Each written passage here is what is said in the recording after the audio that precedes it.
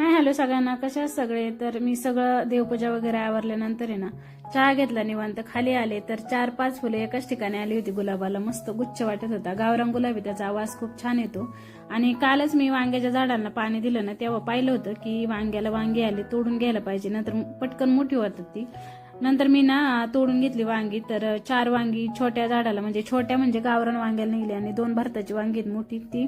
तर संध्याकाळी म्हटलं चला भाजीचं टेन्शन गेलं. त्याच्यानंतर आहे ना, मला गाडीमध्ये ना गणपती बाप्पांचं आसन आहे ना, ते असं खराब झालं होतं, कलर गेला होता, आणि जी छत्री असते ना वरती सावलीसाठी, त्याची पण पूर्ण चेन पडून गेली होती.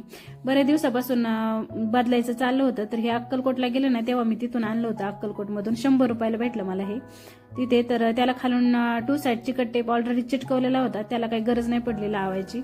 मग ते जुनं होतं ना, ते मी काढून घेतलं आणि त्याच जागेवरती हे लावलं नवीन आणलेलं.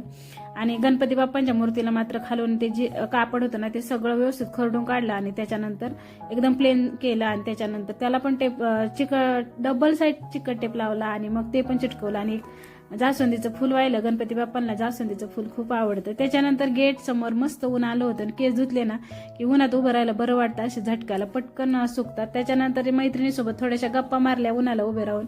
थोडीशी थंडी आहे, 9-10 वाजले ना तरी थोडीशी थंडी लागतेच आमच्या इकडे. त्याच्यानंतर कपडे वाळत घालायची राहिली होती, वरती आले आणि सगळी कपडे वाळत घातली. सगळी कपडे या पाईपवर बसतात बरं का, पण काय होतं, मुलांना सुट्टी असली ना, मुलांची कपडे जास्त असतात तेव्हा बसत नाही, तेव्हा मग बाकीचे उरलेले कपडे मग समोर असे ग्रिलवर वाळत घालायला लागतात.